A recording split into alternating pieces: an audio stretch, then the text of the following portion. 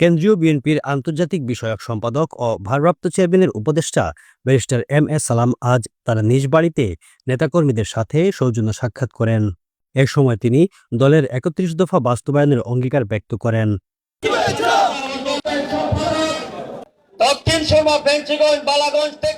সৌজন্য সাক্ষাৎ অনুষ্ঠানে ব্যারিস্টার এম.এ. সালাম বলেন, বিএনপির ঘোষিত ৩১ দফা বাস্তবায়নের মাধ্যমেই একটি উন্নত, সুশাসনমুখী এবং গণতান্ত্রিক বাংলাদেশ বিনির্মাণ সম্ভব। তিনি এ লক্ষ্য অর্জনে একজন কর্মী হিসাবে কাজ করার প্রত্যয় ব্যক্ত করেন।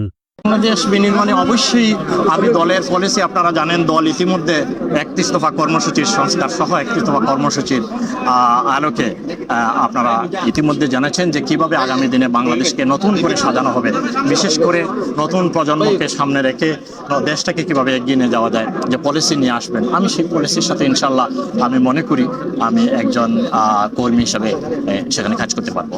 তিনি আরও বলেন, প্রবাসী থাকা অবস্থাতেও দলের রাজনৈতিক কর্মকাণ্ডে সক্রিয় ছিলেন এবং ভবিষ্যতেও দলের নির্দেশনা অনুযায়ী কাজ করে যাবেন। শহীদ রাষ্ট্রপতি জিয়াউর রহমানের একজন আদর্শের সৈনিক হিসাবে দেশনেত্রী বেগম খালেদা জিয়া এবং দেশনায়ক তারেক রহমানের নেতৃত্বে আমি একজন সাধারণ কর্মী হিসাবে কাজ করে যাচ্ছি। সেই সুবাদে সাম্প্রতিক সময়ে আমি বিভিন্ন সময় এসেছি, আপনারা জানেন, আপনাদের কাছে বিভিন্ন সময় সাক্ষাৎকার এরকম দিয়েছি এবং এই আঙ্গিনায় অনেক বড় বড় অনেক সভা আমাদের এলাকার নেতাকর্মীদেরকে নিয়ে হয়েছে। আপনারা জানেন গত 15 বছর এই 5ই আগস্টের পরে 5ই আগস্টের পূর্ববর্তী সময়ে 15 বছর দেশ আসলে হারিয়ে গিয়েছিল। সেই হারিয়ে যাওয়া দেশের স্বাধীনতা সার্বভৌমত্ব বিপন্ন হয়েছিল এবং গুম, খুন, হত্যা, অরাজকতা, লুটতরাজ সারা বিশ্বে বাংলাদেশে যে অন্যায়, অত্যাচার, দুঃশাসন চলছিল তা সারা বিশ্বে ছড়িয়ে পড়েছিল।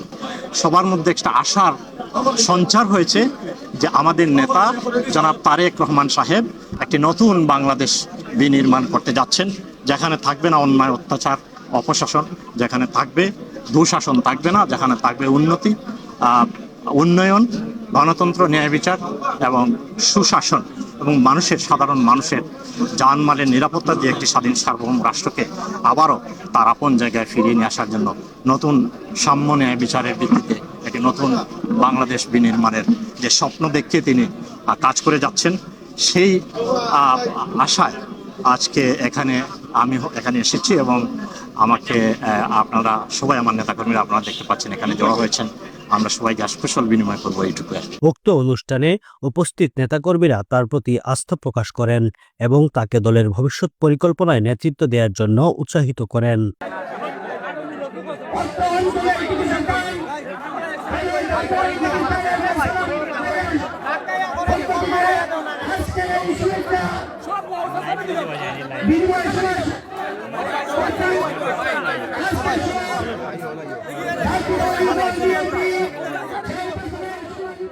একত্রিশ দফা বাস্তবায়নের প্রতিশ্রুতি ব্যারিস্টার এম.এ. সালামের প্রতি নেতাকর্মীদের আস্থা আরও সুদৃঢ় করেছে।